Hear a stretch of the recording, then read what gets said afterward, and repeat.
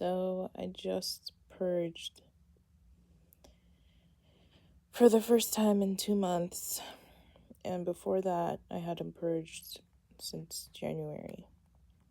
So that's 3 times this year. And after I purged, I went outside with my dog for a little bit. And I was just thinking about how this has been going on since 2024. And it was much worse in 2024 and 2025. And I guess the frequency has gotten better, where I don't do it all the time. But it just sucks. Yeah. I don't know why I'm making this video, but I've been wanting to talk about my bulimia experience for a while, because I rarely hear anyone talk about it. And when I do, it's always very affirming.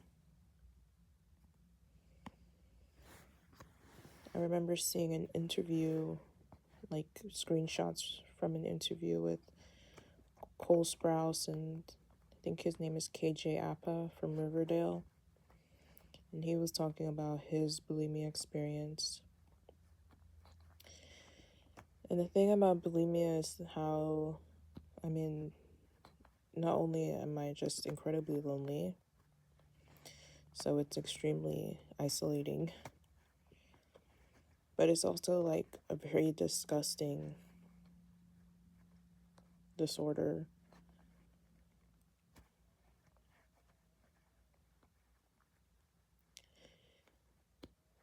Like, I can't just go to a restaurant, right? Even to this day, I can't do that. Like, it takes so much for me to do something like that. And that's where people meet up and talk and make friends. And I can't do that because it'll just be weird.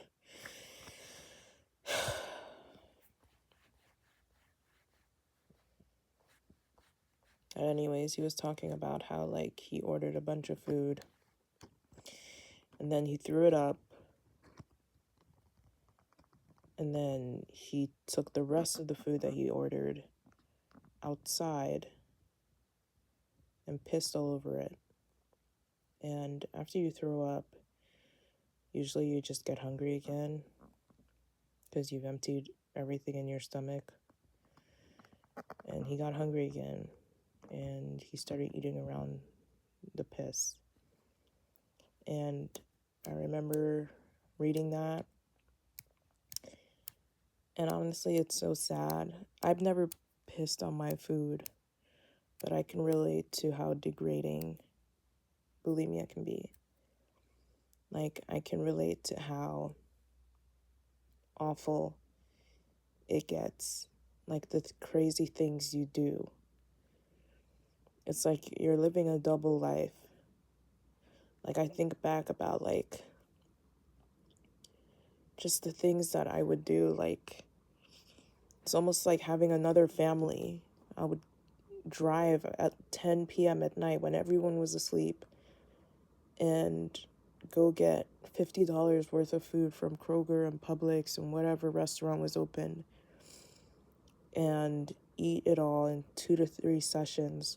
After each session, I'll just throw up.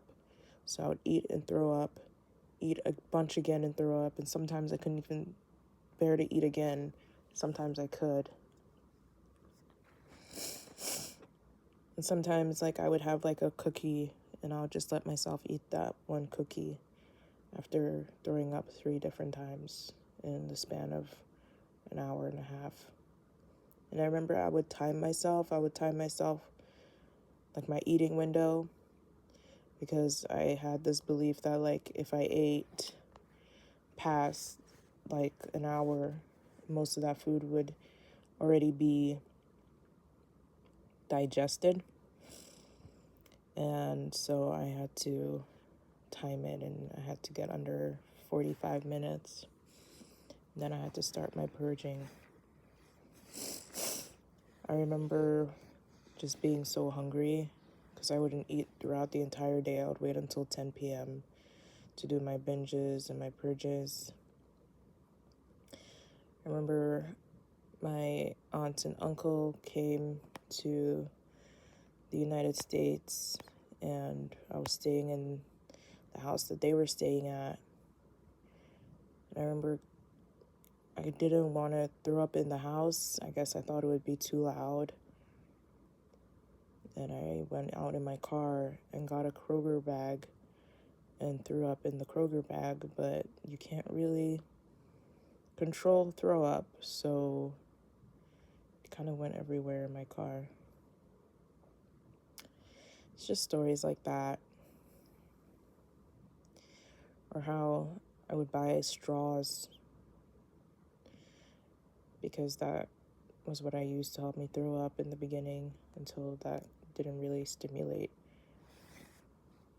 me anymore. I had to use my fingers or utensils. But it sucks. And I've been working with a psychiatrist, and she's been telling me to get a therapist who's an eating disorder therapist for a while now. And I haven't done that, and I'm just like, I probably should do that. But yeah, I guess that's all I'll say. Bulimia is a really disgusting and isolating disease. Like, you can't even keep friends with that kind of thing. You become insufferable. Like, nothing matters anymore except for me, the number on the scale. Like, everything else is secondary. Even your life is secondary to that number.